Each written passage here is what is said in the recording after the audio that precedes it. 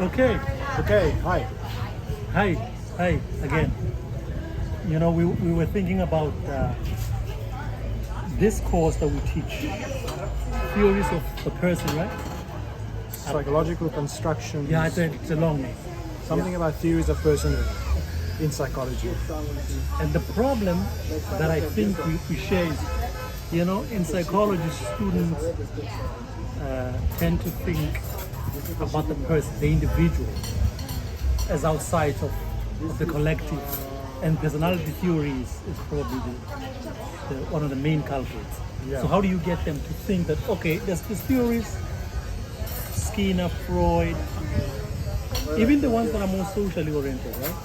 Eric Fromm. Even then, yeah. So how do you do that? Do you manage to do that? I think I've never managed to do it. I think I've always had a fantasy that the module would be a sort of a warning, a kind of a way to teach students about how psychology thinks about us, what psychology does to us. And one of the things psychology does to us is to individualize us, is to desocialize us, to turn us back on ourselves. And I think the concept of personality is one of the important ways in which psychology does that. Maybe we're entrenching it then. That's the thing. I mean, social psychology tries, it doesn't do it very well. Not very well, but Personality, I've always hoped that this would be a way to teach them, right, so these are the traditions of thought in psychology. And this is what psychology says about you. And then to get them to critically reflect on whether this is in fact, what are the dangers here? How does psychology distort your experience? What does psychology do? How do these concepts sort of inscribe you into a do you think you were successful? Because last week No. I had a class. There's a nice part about the textbook we're using. They have this little part at the end, two parts, evaluation of the theory. And then there's another part about thinking about aggression. Yeah. But even that part is like, okay, So I tend to pick that up and says, look, aggression as social.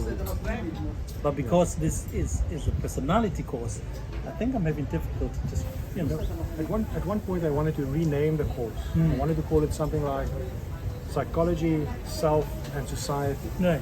So that it becomes a course about psychology, not so much a course in trying to get students to become psychologized, but become aware of how we are being psychologized.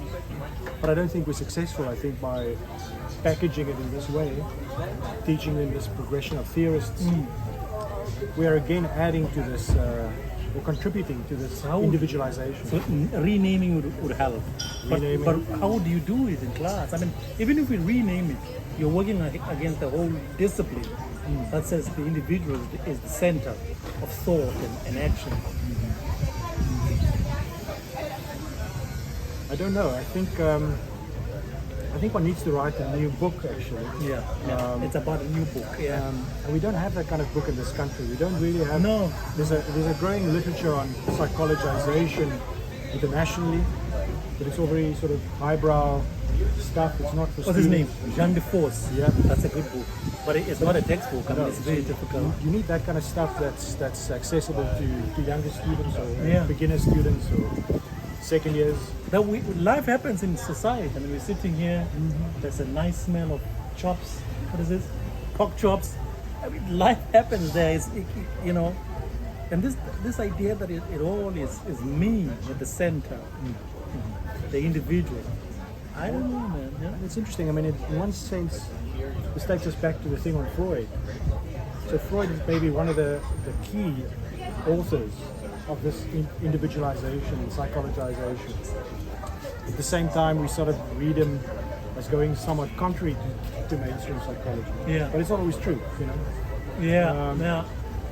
Because stuff happens inside the person for Freud, right? It always comes back to the internal. Interiority and all of that. So you have to, if you want to talk about war, Russia and Ukraine, Yeah, you have yeah. to talk about the personality of So, Putin. Putin is a bad guy. Yeah, he's bad, but actually this is this is a social problem. The Putin problem is a social problem, it's a political problem. But even Trump constantly calling him a narcissist. Okay, he's maybe a narcissist, but it doesn't explain much about the world in which someone like Trump could become so powerful, a president. Yeah. It doesn't explain anything really. I think we have a lot of work And I It is. wonder what students would say about this. Our students, just to Yep. at the end of this. Okay, we'll see you next time again. Thank you. Yeah, bye bye.